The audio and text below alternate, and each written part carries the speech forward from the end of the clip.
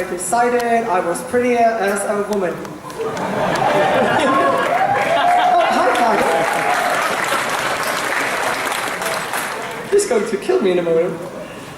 Before I start this show, I have a little announcement. At Killer and lovely charity people, could you please join me up here on stage?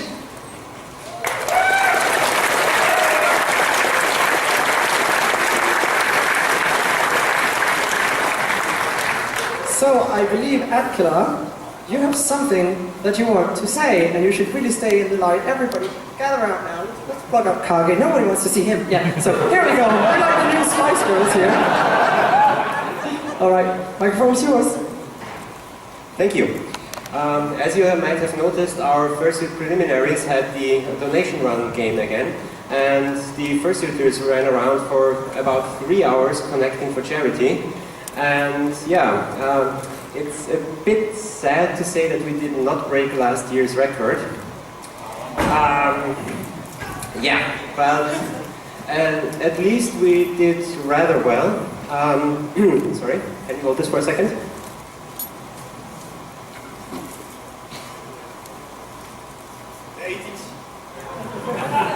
Of course, pretend it's a paper notebook. So the final amount was €1,181.34.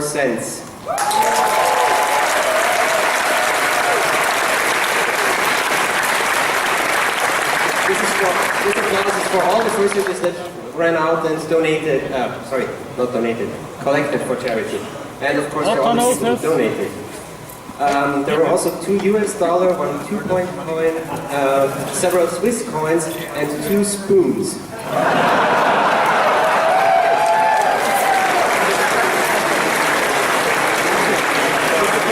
Wait.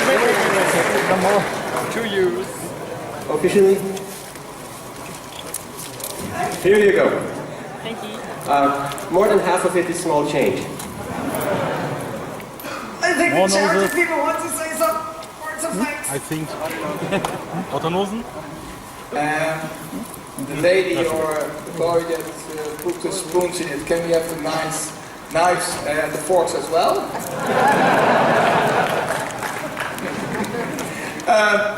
We have to do it briefly because the doctor have to talk about people that put spoons in the bags. You know, we have to explain it in an extra course. But it would be rude to do it too short. It was Pinky yesterday. Pinky, it's not the calendar. The calendar has only 12 months, not 13. Can I keep it decent? Gosh.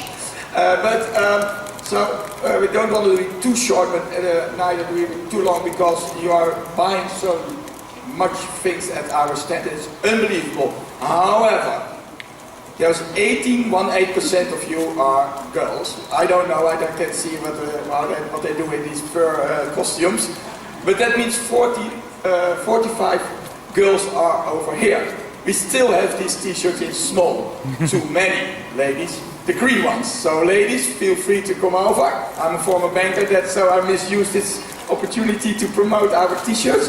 But it's amazing. It's the first time for us, and the passion that you have for these costumes, to create them, not stitching them but building them, you know, the passion for our project, the charity, how you treat each other, the dignity, the love, all together, it's for us, it feels like a warm den for little puppies. We feel like puppies begging for food, of course, you know, money, of course, but it's unbelievable. And we are sending text messages to the project, and they have what you call it, chicken skin, you know. It's amazing. They can hardly believe what we are doing, but for me, it's a warm bath of feeling home. So that's a compliment to all of you. We feel that we are at home. Thank you.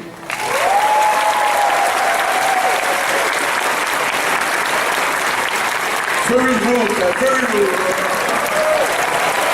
Hier stoppen, hier stoppen.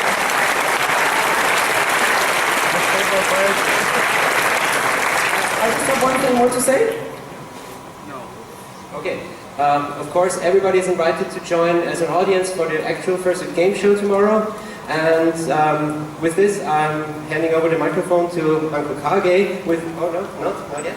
One final thing I want to say is the charity calendars sold out in 3 hours and 9 minutes. That was amazing. And they raised, get this, 2,181 euros.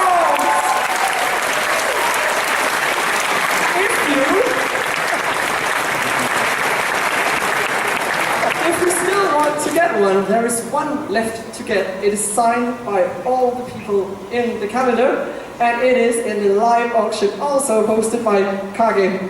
Yeah. And also, I will say that by magical circumstances, we now suddenly have 7 concert tickets. They will be on sale tomorrow in the lottery booth. There's just those 7. You gotta hurry. Yes, thank you.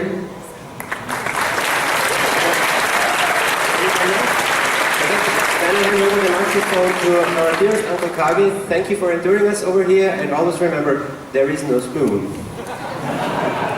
Actually, sir, there's 2 of them. I actually know where those spoons came from, as well as the $2 US. There's a story behind that. Maybe I'll tell you if I get enough of this.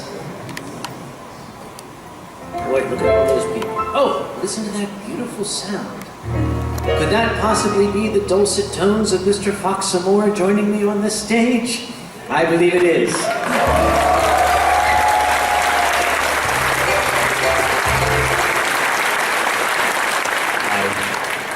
Mr. Amore joined, what was it, 3-4 years ago? Kind of as a lark. Actually, I think we were both falling down, throwing up on ourselves drunk.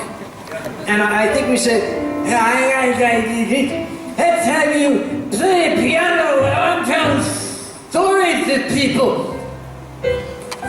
And it worked. Somehow it worked. So I enjoy having this man up here because he provides the musical accompaniment. Because if my stories start to like suck or something, you won't notice it because you're hypnotized by the magnificent tones that come from the talented fingers, and his fingers are talented. Take it from me, Mr. Foxamore. You can applaud now.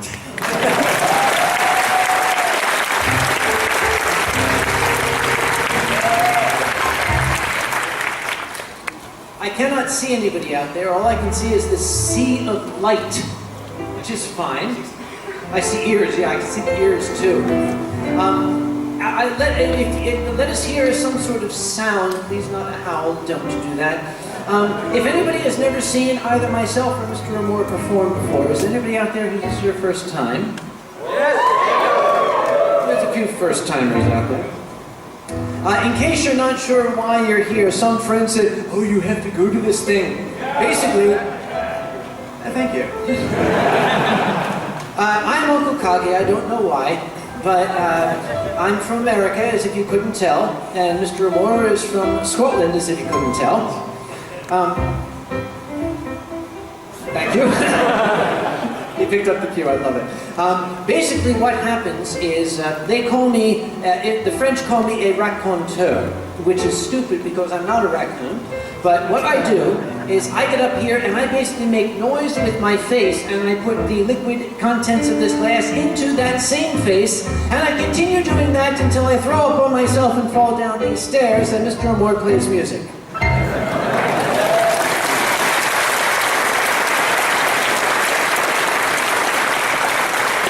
I hope you're all clear on what's going to happen. There will be a test at the end. By the way, for those of you who don't know, I am a man of science. I'm a professional scientist. That's why I wear this get-up here. This is not just a costume. I wear this to work every single day. And that is Mr. Amore's work uniform. He is an undertaker. I am also the chairman. I share a common trait with Cheetah, who you all know, Cheetah, who runs this amazing convention as chairman. I share a common trait with him, and that is high blood pressure. I am the chairman of a convention in the United States called Anthrocon. That is a little bigger than this one. As a matter of fact, fact, as far as I know, my fursuit parade is bigger than this one. Sorry, but we're not here to compare sizes. That's later. So basically, I shall make noise with my face, Mr. Amor will make noise with the piano there. And I will tell you stories of things that have happened to me, people I have met, and drinks that I have consumed.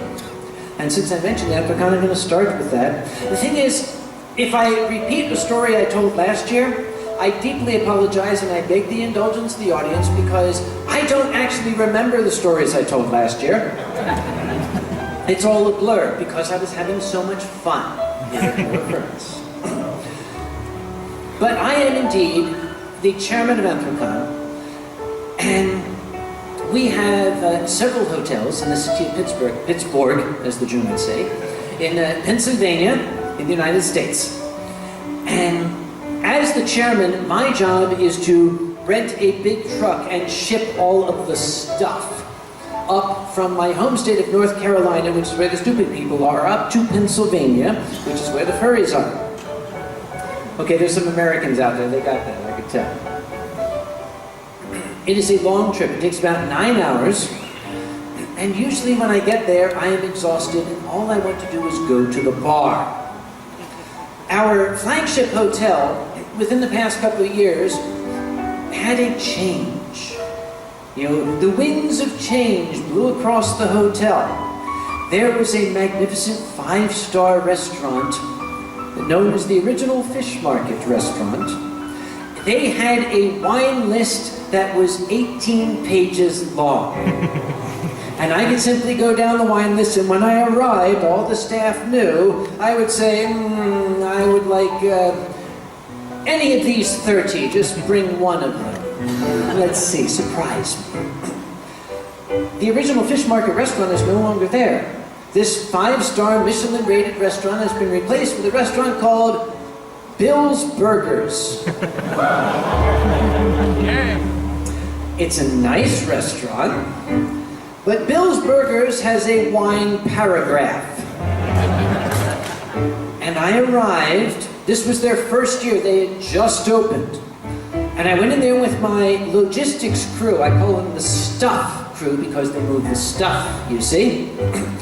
And I sat down, I was looking at the wine paragraph, and I was disappointed. However, the saving grace was the first wine on the list. Everyone knows, who knows me, that my absolute favorite wine in the world comes from the magnificent country of Germany we're in right now, specifically the Mosel Valley. Riesling aus Moselland is the greatest in the world, and that's what I will always go for. And I looked, and they had a magnificent Riesling, specifically a Cabernet. For those of you who are not wineophiles, a Cabernet wine means wine that is so good you keep it in a cabinet so nobody else can get to it, specifically your mother. She up there? And I saw that on there. It said Riesling Cabernet Mosel. And I said,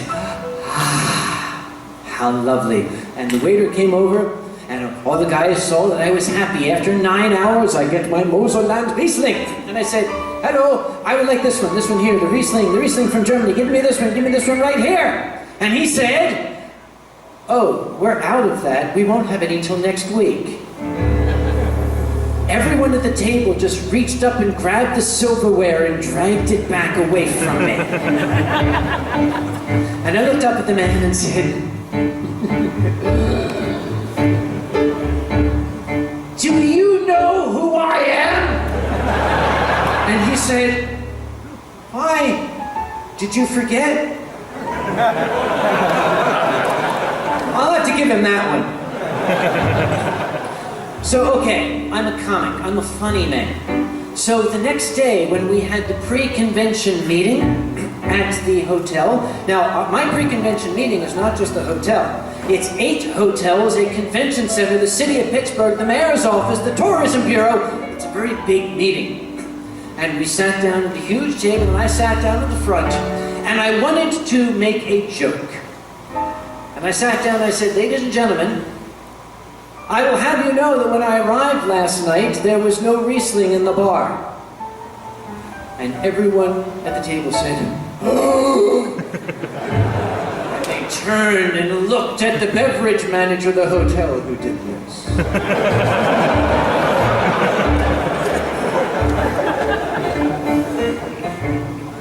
That was last year. That was 2015. This year was 2016. Funny how that works. When I went to the hotel, I met up with some of my logistics crew and they were kind of smiling and giggling. And I said, "Okay, what's so funny?" And they said, "We got here before you did. You should have seen the manager of the restaurant. He came up to us and he said, 'Is Dr. Conway here?' They said, 'No, he's not here yet.' The man said, 'Could you tell him we have his wine?'"